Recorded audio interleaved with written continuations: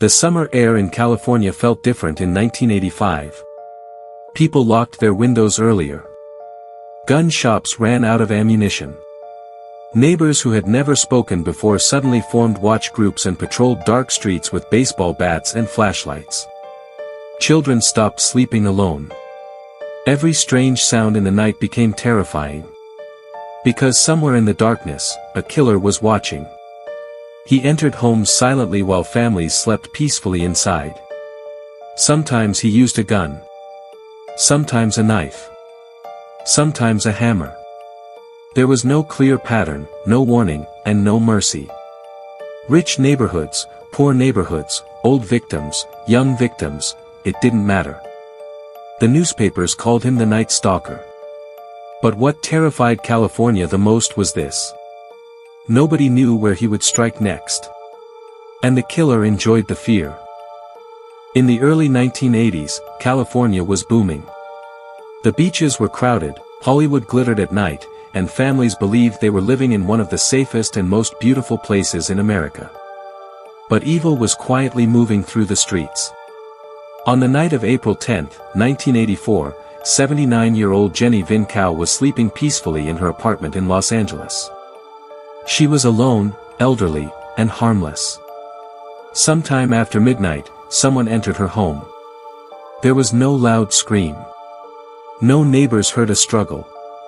The next morning, Jenny was found brutally murdered in her bed. She had been stabbed repeatedly.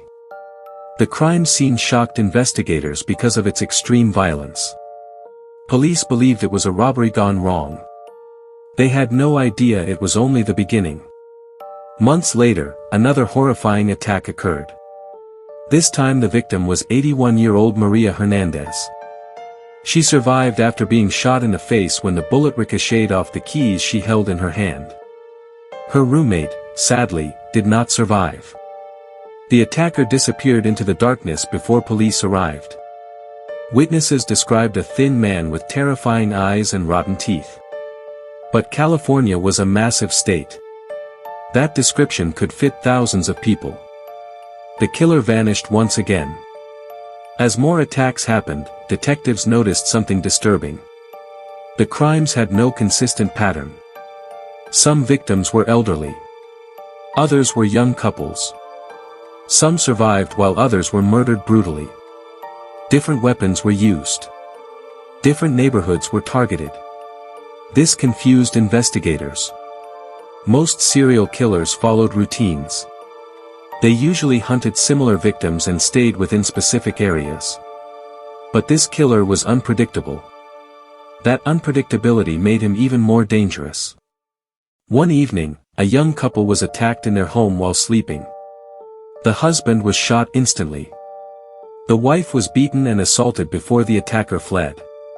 Another home invasion happened days later. Then another. News channels began covering the crimes non-stop. Residents across California became terrified. Hardware stores sold thousands of extra locks. People bought guard dogs. Some slept with loaded guns under their pillows. Rumors spread everywhere. Some believed the killer worshipped Satan because satanic symbols were discovered at certain crime scenes. Others believed multiple killers were involved because the attacks seemed too random. Police departments across California were under enormous pressure. The public demanded answers. But investigators still had no name. Only a terrifying nickname. The Night Stalker. Far away from the headlines, the killer continued moving through the city like a ghost. His real name was Richard Ramirez. He had experienced a deeply troubled childhood in Texas. From a young age, he was exposed to violence, abuse, and disturbing influences that twisted his mind. One person affected him more than anyone else, his cousin Miguel, a Vietnam War veteran. Miguel often told young Richard horrifying stories about torture, murder, and violence during the war. Instead of protecting the child from these nightmares, he glorified them. Richard listened carefully. He became fascinated with death. One day, everything changed forever. During an argument with his wife, Miguel shot her in front of Richard. The image burned into the teenager's memory forever. After that moment, Richard became darker, colder, and increasingly dangerous. He drifted into drugs, theft, and crime. He stopped caring about normal life. He became obsessed with evil, Satanism, and violence. Eventually, he moved to California. And California had no idea what was coming. What made the Night Stalker different from other serial killers was his complete lack of pattern. He didn't stalk one type of victim. Children, elderly women, married couples, it didn't matter. He entered homes through unlocked windows or doors. Sometimes he spent hours watching houses before attacking. Other times he selected homes randomly. This randomness terrified police. Nobody could predict him. In one horrifying attack, he entered a home occupied by a sleeping couple. The husband tried to fight back but was shot immediately. The wife later described the killer's cold eyes and emotionless face. She survived. Her testimony became extremely important. She described the attacker as tall, thin, with bad teeth and a terrible smell. Detectives began connecting the crimes together. Fingerprints were recovered from some scenes, but identification technology in the 1980s was far more limited than today. Police were racing against time. Every night they feared another family would be attacked. And every night, the Night Stalker continued hunting. California stopped sleeping. By mid-1985, fear had consumed California. Television stations interrupted regular programming with updates about the killer. Newspapers printed sketches of his face on front pages. People checked locks repeatedly before bed. Children slept in their parents' rooms. Gun sales exploded. Neighborhoods organized armed patrol groups. Some residents stayed awake all night watching the streets from windows. The killer's crimes felt personal because he attacked people inside their homes, the one place people were supposed to feel safe. But now homes felt like traps. One woman later said, "We were prisoners inside our own house." The psychological damage spread beyond the victims themselves. California had become a frightened state. Meanwhile, Richard Ramirez enjoyed the fear. He followed media coverage closely and loved seeing his nickname in newspapers. The panic gave him power. And power made him bolder. At several crime scenes, investigators discovered satanic symbols drawn on walls or left behind deliberately. This shocked the public. Churches held prayer gatherings. Religious leaders warned communities to stay vigilant. Rumors spread wildly that the killer was possessed or involved in occult rituals. The fear became almost supernatural. Ramirez openly embraced Satanism. During some attacks, he forced victims to swear loyalty to Satan. He believed evil gave him strength and freedom. But investigators understood something important. This wasn't supernatural evil. It was human evil. And that made it even scarier. Because a human being was choosing to commit these horrors night after night. Multiple police departments were now involved in the manhunt. Detectives worked around the clock, studying crime scenes, interviewing witnesses, and searching for patterns. But the killer kept slipping away. The attacks occurred across different counties, making coordination difficult. Communication technology was slower in the 1980s, which complicated the investigation further. Still, evidence slowly began building. One crucial breakthrough came from a stolen car linked to Ramirez. Inside the vehicle, investigators found fingerprints. Those fingerprints were finally entered into criminal databases. Soon, police received a match. The mysterious Night Stalker finally had a name. Richard Ramirez. A 25-year-old drifter from Texas. Police released his photograph to the media immediately. And suddenly, all of California knew his face. On August 31, 1985, Richard Ramirez unknowingly walked directly into chaos. He had returned to Los Angeles after traveling. But everything had changed. His face was everywhere. Newspapers carried his mugshot on front pages. Television channels warned citizens to call police immediately if they spotted him. Ramirez didn't realize this at first. As he walked through neighborhoods, people began staring at him strangely. Then someone recognized him. A terrified woman screamed. "That's him. That's the Night Stalker." Panic exploded instantly. Ramirez started running. But this time, the city fought back.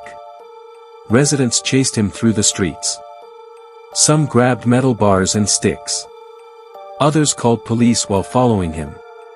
One angry crowd cornered Ramirez and attacked him before officers finally arrived.